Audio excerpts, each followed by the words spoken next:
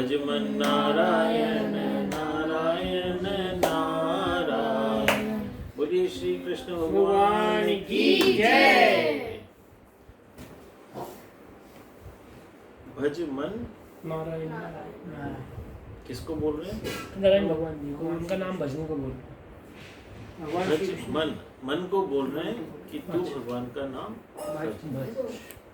मन भजता है क्या भगवान का नाम? नहीं। हाँ, चैंटिंग माइंड से करते हैं हम लोग। नहीं। अगर रात में माइंड वापस मन लगा किसको हुआ। भजता है? भजने का मतलब होता है खोजना, ढूंढना। मन किसको खोजता है? नारायण को। न्यू चीज मन किस में लगता है? किस चीज हमारा को? मन अभी इस दुनिया में लग रहा वर्ल्डली है। वेरी गुड निशा। मन लगता है भोग में। मन किस में लगता है? बहुत। क्यों लगता है मन भोग में? क्यों? बताओ। क्योंकि भोग मन को पसंद आता है। पसंद आने से क्या मिलता? क्या है? हैप्पीनेस मिलती है भोग के। लेजर प्लेजर मिलता है। मन भोग में इसलिए लगता है क्योंकि मन को भोग से खुशी मिलती है, आनंद मिलता है कि नहीं? सही बात। ये जो आनंद हमें भोग से मिलता है, ये आनंद टेम्परेरी है। हमारे संतों ने बोला कि आपको परमानेंट आनंद मिल सकता है। वो किस में मिलेगा? भगवान के श्री चरणों में मिलता है सच्चा सुख केवल भगवान आपकी चरणों में। भगवान आपके चरणों में, हे नाथ आपके चरणों में मिलता है सच्चा सुख केवल भगवान आपके चरणों में। अब ये किसने पहचाना कि भगवान के चरणों में सच्चा सुख है? जिसने उसको एक्सपीरियंस किया होगा। जिसने उसको एक्सपीरियंस किया। हमारे एक साधु समाज है, संत समाज है, इनको हम सब्जेक्टिव साइंटिस्ट बोलते हैं।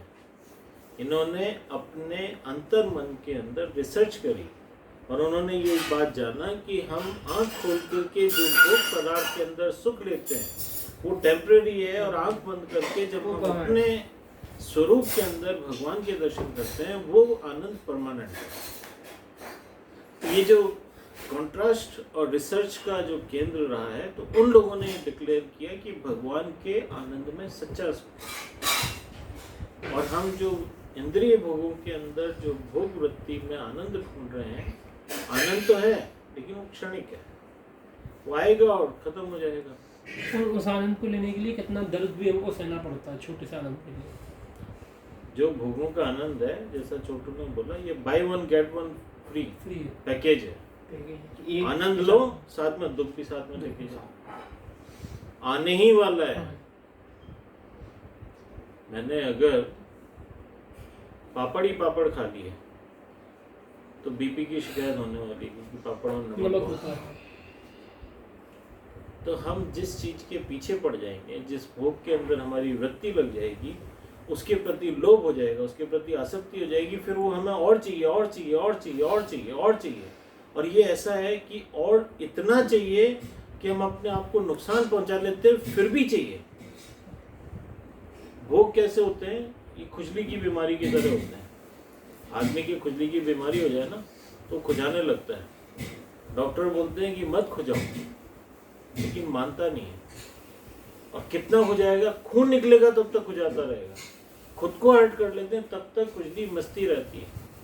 इसी प्रकार से हम भोग के अंदर जब सिगरेट पीने वाला अपने आप के फेफड़े जब तक खराब नहीं कर लेगा तब तक वो सिगरेट पीता रहे। अच्छा, खराब हो गए, डॉक्टर ने मना कर दिया, फिर वो भी पी रहा है, फिर भी नहीं रुकता। आपने मीठा खा खा करके शुगर की बीमारी हो गई, डॉक्टर ने मना कर दिया, आंख बचा के खाएगा। तो व्यक्ति जब भोग के अंदर प्रवृत्त हो जाता है तो वो वृत्ति उसकी फिर स्टॉप करना उसके अपने कंट्रोल में नहीं रहता। तो यहाँ पर क्या बोला गया? भजमन है। मन अब तू ये भोगों को भजना छोड़, नारायण का नारायण को भज। भगवान को भजने से, भगवान को खोजने से हमारी भोग वृत्ति क्षीण होती, कम होती है, खत्म होती है।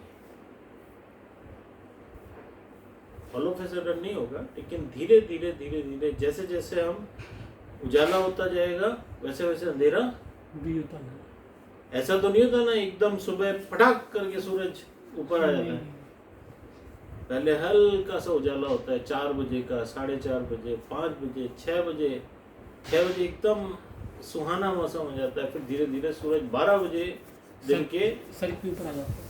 एकदम धूप कड़ाके की आ जाती है। इसी प्रकार से हमारे अंदर ईश्वरीय आनंद जो होता है धीरे धीरे प्रकट होता है। जैसे जैसे हम सत्संग करते हैं, जैसे जैसे हम भजन करते हैं, कीर्तन करते हैं, पूजा करते हैं, जप करते हैं, आराधना करते हैं, आत्मनिवेदन करते हैं, वैसे वैसे ये प्रकाश हमारे अंदर उत्पन्न होता है, बढ़ता है, बढ़ता है, बढ़ता है, बढ़ता है। और एक दिन कैसा होता है कि हमारे अंदर से संतत्व पैदा हो जाता है, महात्मात्व पैदा हो जाता है। We become the saint and sages. ठीक है। और आप ये देखना, संत या महात्मा बनने के लिए जरूरी नहीं है कि हमें कोई कपड़े बदल करके कोई महात्मा पूरा हिमालय पे जाके ये सब कुछ करना पड़ेगा। अपने सोसाइटी में भी हमें महात्मा दिखते हैं कि नहीं दिखते हैं? बिल्कुल दिखते हैं। हमें तो नहीं दिखेगी। लाइव एग्जांपल सामने बैठे। नहीं, आपके अलावा। अच्छा, अब्दुल कलाम आजाद कैसे थे? महात्मा पुरुष थे। महान पुरुष थे। आज के समय में ही थे ना, कहीं बाहर का तो नहीं था। इसी प्रकार से हमारे समाज के अंदर अगर कोई भी व्यक्ति ईमानदारी से सफलता के शिखर पर पहुंचा है, सफलता के शिखर पर पहुंचा है। जैसे हमारे एक मिनिस्टर हुआ करती थी जिनकी अभी मृत्यु हो गई, बीजेपी की बड़ी मिनिस्टर थी, सुषमा स्वराज। महात्मा उनके अंदर साक्षात विराजमान था। उनका विग्रह, उनका बात करने का तरीका, उनका एक्सप्रेशन, एवरीथिंग वाज अलौकिक। तो ऐसे हमारे ही जीवन में बहुत सारे संत हैं, लेकिन हमारे पास दृष्टि नहीं है उनको पहचानने की। आपने अगर लाल रंग का चश्मा पहन रखा है तो क्या होगा? दुनिया लाल देखेगी। आपने अगर हरे रंग का चश्मा पहना होगा तो क्या होगा? हरी दिखेगी। दिखेगी। अगर हमारे अंदर महात्मा या संतत्व नहीं है तो हमें संत नजर नहीं आएंगे। हमारे अंदर कपट भरा है, हमारे अंदर अगर दुर्भाव भरा हुआ है, हमारे अंदर दुर्गुण भरे हुए हैं, तो हमें सब में दुर्गुण नजर आता है। एक बार हस्तिनापुर के अंदर युवराज की घोषणा करनी थी। 2 ऑप्शन थे। राजा धृतराष्ट्र अंधे थे। अब युवराज पद के लिए धृतराष्ट्र चाहते थे कि दुर्योधन को युवराज बनाया जाए, जबकि काबिलियत की दृष्टि से युधिष्ठिर उस पद के दावेदार थे। उसके लिए दुर्योधन को वो बनाने के लिए कोई तैयार नहीं था मंत्रिमंडल में। तो कहा भाई इन दोनों के बीच में कंपटीशन रखा जाए। कंपटीशन में पहली शर्त क्या रखी? एक केस लेके आए, एक व्यक्ति की हत्या 4 जनों ने करी थी। उसमें एक ब्राह्मण था, एक क्षत्रिय था, एक वैश्य था और एक शूद्र था। इन 4 जाति के लोगों ने एक व्यक्ति की हत्या कर दी, चारों ने मिलकर। तो आया वहां पे केस बोले जी इसका फैसला करो। दुर्योधन से बोला गया भाई इनको क्या सजा मिलनी चाहिए चारों को। तो चारों ने एक ही अपराध किया, चारों को उम्र का कैद में डाल दो। क्योंकि चारों ने सजा मतलब क्योंकि अपराध एक ही है तो सजा भी एक ही होगी। तो युधिष्ठिर के पास आया है भाई क्या करें, ये चार लोगों ने एक व्यक्ति की हत्या कर दी। उन्होंने बोला इस ब्राह्मण को फांसी चढ़ा दो, क्षत्रिय इसको उम्र कैद दे दो, ये वैश्य है इसको 4 साल की सजा दे दो, और ये शूद्र है इसको 2 महीने की सजा देके छोड़ दो। सबने कहा भी ऐसा क्यों? बोले ब्राह्मण का काम है सब में भगवत भाव रखना, और उसने इतना निरंश अपराध किया है, ज्ञान का बोध होने के बाद भी तलत उसको ईश्वरीय भान होते हुए भी उसने इसकी हत्या कर दी। ये महापाप है। क्षत्रिय का धर्म है दूसरों की रक्षा करना, उसी ने मार डाला। अब वैश्य जो है उसके अंदर इतना ज्ञान नहीं है, लेकिन फिर भी समाज कल्याण के लिए उसको कार्य करना चाहिए, फिर भी उसने हत्या करी है। और शूद्र है वो, उसको तो जो बड़े करेंगे वो फॉलो करेगा। जब हम मिनिमम स्पीड हाईवे के ऊपर minimum speed 40 kilometre per hour लिखा हुआ है, लेकिन अगर आपके आगे वाली गाड़ी 30 चलेगी तो आपको क्या करना पड़ेगा? 20 चलना, आपको भी 30 से कम रखना पड़ेगा। तो बोले ये शुद्र है, ये तो इसको फॉलो कर रहा था, इसलिए इसकी बहुत ज्यादा गलती नहीं है, लेकिन फिर भी क्योंकि अपराध हुआ है तो इसको सजा तो मिलनी चाहिए, लेकिन इसकी सजा कम है। तो फिर आया कि साहब दूसरा प्रश्न, युधिष्ठिर से पूछा ये दुनिया कैसी है? युधिष्ठिर बोले साहब दोनों को समय दिया, दुर्योधन को भी और युधिष्ठिर को भी, कि आप अपना राज्य देख के आओ। फिर पूछा हमारा राज्य कैसा है? युधिष्ठिर बोले साहब हमारे राज्य के अंदर संत महात्माओं से भरा हुआ एक सुसज्जित राज्य है, यहाँ पर बड़े विद्वान लोग रहते हैं। दुर्योधन बोले नहीं, युधिष्ठिर। युधिष्ठिर। और यहाँ पर हर जगह मैं गया वहाँ पे सत्संग की गंगा बह रही है, और हमारा राज्य आर्ट और कल्चर के अंदर बड़ा उन्नत राज्य है। अब दुर्योधन से पूछा भैया ये दुनिया के मतलब आपका राज्य कैसा है? एक कहाँ महान सब ढोंगी पापी लोग हैं, हर आदमी एक दूसरे की काटने में लगा हुआ है, कुछ नहीं यहाँ पे, सब अराजकता ही अराजकता है। हमारा राज्य पतन की ओर बढ़ रहा है। जैसी दृष्टि वैसी सृष्टि, जिसकी दृष्टि उसकी सृष्टि, उसकी सृष्टि, जितनी दृष्टि उतनी सृष्टि। ये वेदों का मूल मंत्र है। वेदों का सारा सार अगर हमें देखना हो तो इस वाक्य 3 वाक्यों के अंदर पूरा वेदांत आ जाता है।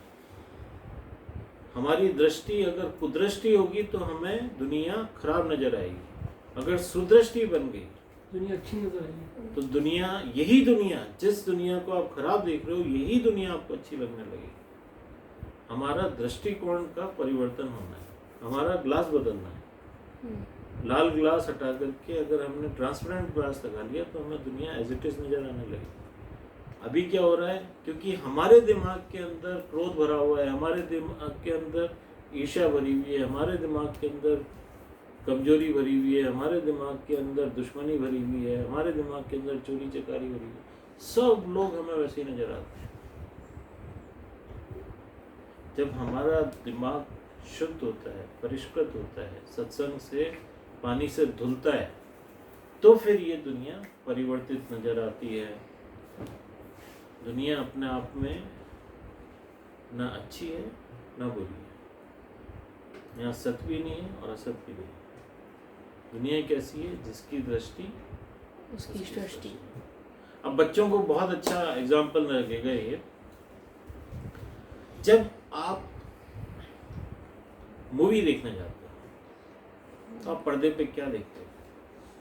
मूवी चल रही होती है, इनफैक्ट पर्दे पे तो कुछ नहीं होता, पर पीछे से सिर्फ प्रोजेक्शन आता है जिसकी वजह से हमको उसके ऊपर चीजें दिखती हैं। हम पर्दे पे पूरे 3 घंटे वाइट पर्दे को ही देखते हैं।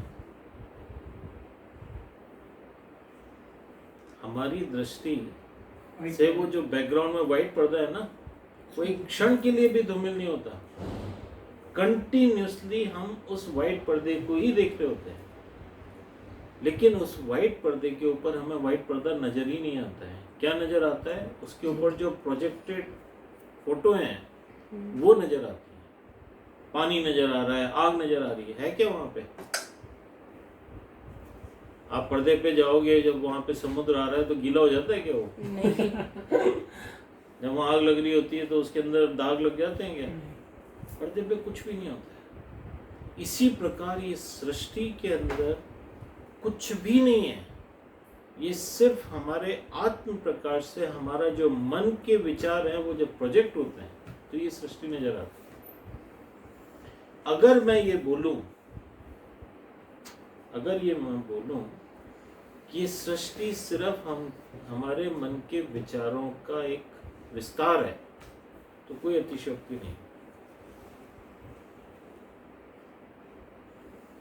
इसीलिए बोलते हैं जैसे विचार वैसा मन, वैसी सृष्टि। वैसा मन भी बोलते हैं। विचार और मन तो एक ही हो गया। हम बोलते हैं ना, दुनिया को बदलना है तो खुद को बदलो। खुद को बदलो मतलब खुद के सोचने के तरीके को बदलो। आपने अपने सोचने का तरीका बदला, उधर आपको दुनिया बदली हुई नजर आएगी। ये सृष्टि हमारे विचारों से बनी हुई है। हमारे विचारों के परिवर्तन से इस सृष्टि के अंदर परिवर्तन आ जाते हैं। हम अगर अच्छे विचार रखेंगे तो ये सृष्टि हमें अच्छी नजर आने लगेगी। हमारे विचार अगर बुरे होंगे तो ये सृष्टि हमें बुरी नजर आने लगेगी। हमें सृष्टि को परिवर्तित नहीं करना है, हमें अपने विचारों को परिवर्तित करना है। कबीरदास जी बोलते थे, माला फेरत जुग गया, गया ना मन का फेर, कर का मन का डारी के, मन का फेर। सुना है आपने? मेरा नहीं सुना। सुना है? कई जने होते हैं स्पेशली इस्कॉन के अंदर माला फेरते रहते हैं। पर ध्यान नहीं होता। माला फेरत जुग गया, बहुत समय हो गया अब आपको माला फेरते हैं। माला फेरत जुग गया, गया ना मन का फेर, लेकिन मन के अंदर विचार परिवर्तित नहीं हुए, भावनाएं नहीं, भावनाएं चेंज नहीं हुई। सही। वही दुर्भाव भरा हुआ है लोगों के लिए, वही आसक्ति भरी हुई है, वही मोह भरा हुआ, वही ईर्ष्या भरी हुई है, वही द्वेष भरा हुआ है, वही दुश्मनी भरी हुई है, वही काम भरा हुआ है, वही क्रोध भरा हुआ है। अगर आपकी भावनाएं नहीं परिवर्तित हो रही हैं तो ये जो माला फेर है ना, माला फेरत जुग गया, गया ना मन का फेर, कर का मन का डारी किया। अब कबीरदास जी बोलते हैं भैया अब इसको छोड़ दो, अब किस में लग जाओ? मन का फेर। ये मन के जो मोती है ना, उन्होंने विचारों को मोती बोला है, अब इनको बदलो, मन का फेर। तो यहाँ पर डोंगरे जी महाराज कहते हैं, मेहंदी में आंख को लालिमा नहीं दिख पड़ती। मेहंदी होती है ना, वो हरे रंग की होती है, लेकिन उसके अंदर लालिमा होती है, वो दिखती नहीं है, पर उसके कण कण में लालिमा है। दूध के एक एक बूंद के अंदर घी भरा होता है, दिखता थोड़ा ना। उसी तरह जगत में अणु अणु में परमात्मा विराजमान है। इसी प्रकार भगवान पूरे जगत में व्याप्त है। आप सभी में भगवान का दर्शन करने की आदत डालिए। अब ये फोर्सफुली करना है, मैं नहीं बोल रहा हूँ, डोंगरे जी महाराज बोल रहे हैं। आप जबरदस्ती लोगों में भगवान के दर्शन करिए, नहीं होते हैं फिर भी करिए। Force your mind to admit he is God, he is God, he is God, he is God. Specially जिन पे हमें गुस्सा आता है ना, उनमें ज्यादा भगवान देखने की। इस प्रकार एक दिन आपको अपने भीतर विराजमान परमात्मा के दर्शन होंगे। इस प्रक्रिया से, इस साधना से, इस अभ्यास से जो आप फोर्सफुली बाहर दिख रहे हो, वो आपको अपने भीतर परमात्मा दिखाई देंगे। आपके भीतर भगवान है, इसको एक्सेप्ट करो। आपका आनंद आपके भीतर ही है। जो आनंद हम भोगों में ढूंढ रहे हैं उसका 1000 गुना आनंद हमारे अंदर ही है। जीव को आनंद में परमात्मा का आनंद प्राप्त हो तो जीव जड़ वस्तुओं में आनंद खोजने न जाए। अगर हमें अपने चेतना का आनंद मिल जाए तो फिर हम ये 2% के आनंद के पीछे, मेरे को मकान मिल जाए, मेरे को दुकान मिल जाए, मेरे को खाने को मिल जाए, मेरे को पहनने को मिल जाए, मेरे को ओढ़ने को मिल जाए, मेरे को ओढ़ने को मिल जाए, ये सब चीजें तुच्छ हो जाएंगी। आपका आनंद आपको नहीं मिलता है क्योंकि मानव को अपने स्वरूप का अनुभव नहीं है। हमें अपना स्वभाव मालूम है, स्वरूप नहीं मालूम। क्योंकि स्वरूप नहीं मालूम तो हमें अपना आनंद मिल नहीं रहा है। आनंद में परमात्मा उसके भीतर ही विराजमान है, हमारे स्वरूप के भीतर ही। सच्चिदानंद भगवान की जय। सच्चिदानंद भगवान हमारे भीतर ही बैठे हुए हैं। अगर उनसे रूबरू होना है, उनसे अगर हमें मिलना है तो हमें बाहर के आनंद को छोड़कर अपने अंतर आनंद को पकड़ना पड़ेगा। देखिए, आनंद की बात ऐसी है कि इसके अंदर कुछ स्तर होते हैं। सबसे चीप आनंद होता है ना, चीप, वो होता है इंद्रियों के सुख में। इसीलिए देखना, अंग्रेजी में भी इसको प्लेजर बोला है और हिंदी में इसको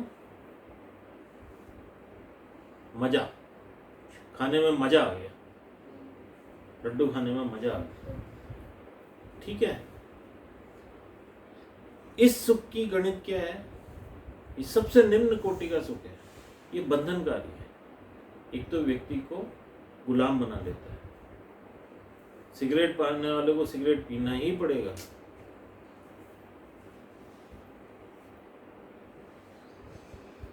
तो इस आनंद के, इस मजे के अंदर, इस प्लेजर के अंदर बंधन है, आप बन जाते हैं। चाय पीने वाले को चाय पीना ही पड़ेगा, जर्दा खाने वाले को जर्दा खाना ही पड़ेगा। तो इस आनंद के अंदर बंधन है। एक अगर किसी को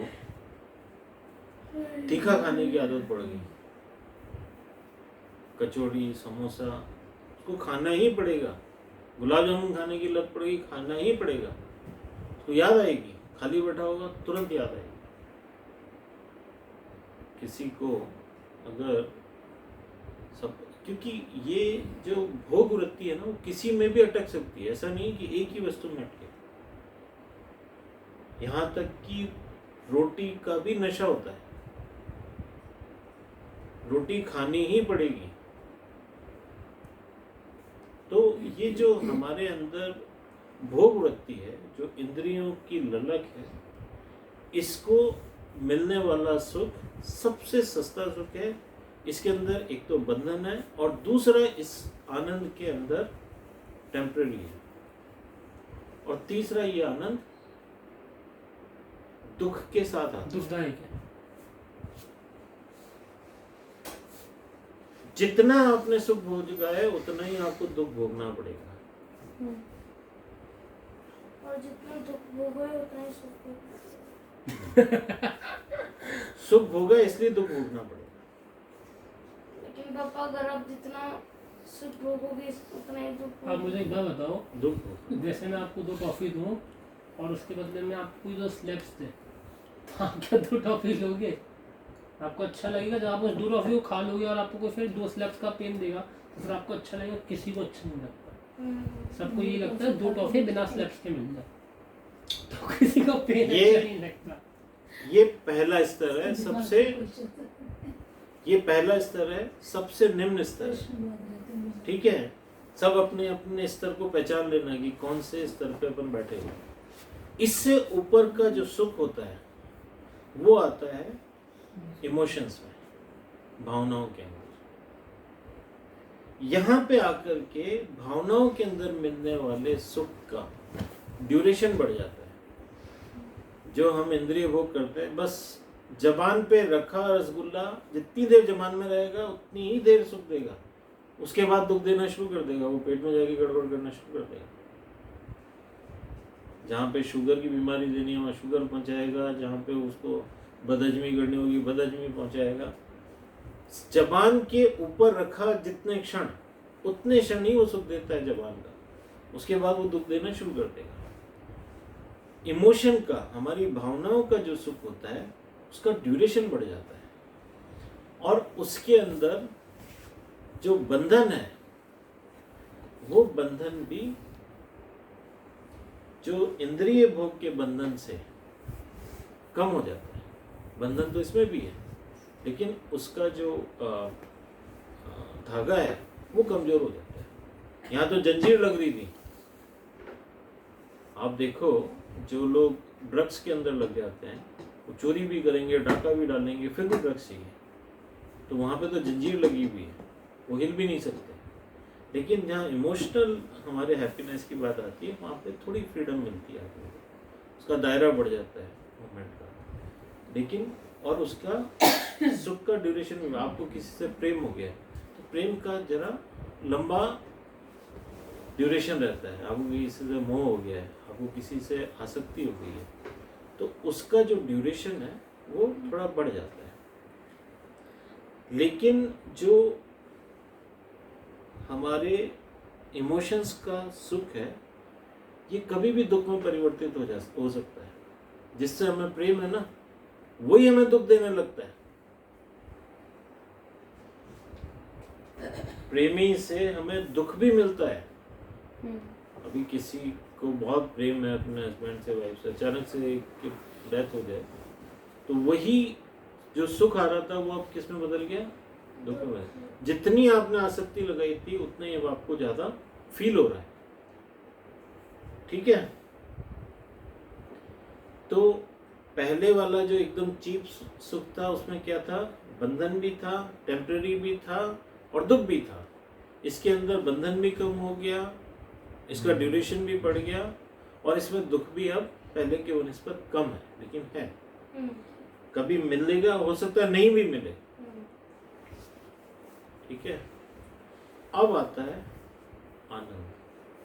पहले वाला प्लेजर था, फिर प्लेजर के बाद आया हैप्पीनेस, अब हैप्पीनेस के बाद आती है आनंद। आनंद को क्या कहते हैं हम बौद्धिक स्तर पे, जैसे किसी ने कोई इनोवेशन कर दी, किसी ने समाज कल्याण के लिए कोई हॉस्पिटल खोल दी। क्यों? क्योंकि ये बुद्धिजीवी लोगों का काम है। दूसरों का भला करने का कार्य, परमार्थ का कार्य सिर्फ बौद्धिक व्यक्ति ही कर सकता है, बुद्धिजीवी व्यक्ति कर सकता है। आसक्ति में पड़ा हुआ मनुष्य, इमोशन में पड़ा हुआ मनुष्य ये नहीं कर पाएगा। हाथ से देने का काम कौन करेगा? जिसके अंदर बुद्धि होगी। मोहसिन जी, आजकल कई ऐसे सारे लोग भी हुए हैं जो दिखावे के लिए बहुत अच्छे काम करते हैं, हॉस्पिटल्स ही बनाते हैं, और कार्य तो अच्छा हो रहा है वो, पर वो दिखावे के लिए कर रहे हैं और कई गलत काम भी साथ में कर रहे हैं, तो उनका क्या हो? भी आता है उसके ऊपर। तो जो बौद्धिक व्यक्ति है वो व्यक्ति जो परमार्थ के लिए कार्य करेगा, इसके अंदर अब वो जो 3 कंडीशन लगी आ रही थी ना, बंधन की और ड्यूरेशन की और दुख की, ये तीनों के अंदर से इसमें बंधन तो होता है, लेकिन अब इसके अंदर बंधनकारी नहीं होता। मतलब दुख नहीं होगा, बंधन होगा, हाँ। लेकिन बंधन का आपको पता नहीं चलेगा बौद्धिक कार्य के अंदर। मतलब आप बंधे हुए पर पता नहीं चलेगा। इसमें पुण्य का बंधन होता है। जब आप परमार्थ का कार्य करते हो ना, तो पुण्य भी बांधते तो हैं जीव को, मुक्ति तो नहीं होने देते हैं, वो भी आदमी को भोगने आना पड़ेगा। बंधन है, लेकिन आपको पता नहीं चल रहा है। अच्छा, इसमें ड्यूरेशन है वो बहुत बढ़ जाता है। अभी किसी सपोज करो इन्होंने बल्ब की खोज करी थी, थॉमस अल्वा एडिसन। तो अब उन्होंने जब खोज करी होगी तो उनका आनंद फिर कितने टाइम तक रहा होगा उस खोज के आ जाने के बाद? 8 लाख ट्राइज के बाद एक जिंदगी उनको आनंद रहा होगा। पूरी जिंदगी खोजने के बाद उनके मन में आनंद रहा होगा कि देखो मैंने लाइट खोज दी, जिसने इंजन बनाया, जिसने रेडियो बनाया, जिसने टेलीफोन बनाया। जो आविष्कार करने वाले के आविष्कार को बाकी की जिंदगी फिर सेटिस्फेक्शन रहता है। कि मैंने देखो कितना अच्छा काम किया, दूसरों की भलाई की। दूसरों की भलाई करी, इससे कितने लोगों को व्यापार मिल रहा है, कितने लोगों का भला हो रहा है। तो ये आनंद का ड्यूरेशन बहुत बढ़ जाता है। जैसे अब महात्मा लोग हैं, महात्मा लोग लोगों को मुक्ति पथ दिखाते हैं, लोगों को मोक्ष प्राप्त हो, वो आत्मज्ञान प्रदान करते हैं। तो जब लोगों का कल्याण होता है तो उनको बहुत समय तक आनंद रहता है। ये आनंद का ड्यूरेशन बहुत बड़ा है। कैसे हमने देखा था, जो भोग में आ रहा था वो क्षणिक आनंद है, सिर्फ जीभ के लगने के अंदर। आपको आंखों का आनंद कितनी देर रहता है, जितनी देर आप वो दृश्य देख रहे होते हो। कानों का आनंद कितनी देर रहता है, जितनी देर आप वो म्यूजिक सुन रहे होते हो। तो नींद आ रही? नहीं सीधी बैठो ना। तो जीवन के अंदर हमारे आनंद का प्रथम जो वो है वो क्षणिक होता है, इमोशंस का थोड़ा ड्यूरेशन ज्यादा होता है, और जो बौद्धिक आनंद है उसका ड्यूरेशन बहुत होता है। अब आते हैं हम सरताज ऑफ द आनंद, the finest happiness, the purest happiness, the highest happiness. It's called bliss. Bliss English में भी इसका अलग से नाम है Bliss। ब्लिस, और संस्कृत में या हिंदी में तो इसके नाम की पूरी डिक्शनरी लिखी जा सकती है। परमानंद, ब्रह्मानंद, स्वरूपानंद, चिन्मयानंद, शांतानंद, चिदानंद। सच्चानंद। आप जनीशानंद, सोमेशानंद, सब बहुत है। आनंद को इतने नामों से बुलाए क्योंकि ये आनंद बहुत बड़ा है, इसको कोई भी नाम दे सकते हैं। परमानंद। तो ये जो आनंद है, जो हाईएस्ट आनंद है, इस आनंद को बोलते हैं आत्मिक आनंद। पहला था शरीर का आनंद, दूसरा था मन का आनंद, तीसरा था बुद्धि का आनंद, और यह है आत्मा का आनंद। ये आनंद को प्राप्त करने वाले को अब ये जो नीचे वाला आनंद है ना, वो टटपुंजे लगता है। तो पापा ये जो आनंद प्राप्त कर लेते हैं वो मरण और इनकी साइकिल से बाहर हो जाते हैं, जन्म और जीवन मरण और के मरण के। चक्र साइकिल से। से बाहर होते हैं, बस एक बार तो जाते हैं, जन्म उन्होंने लिया है तो उस टाइम जाते हैं, फिर नहीं, जीवन मुक्ति के बाद मरना नहीं होता है। नहीं बहुत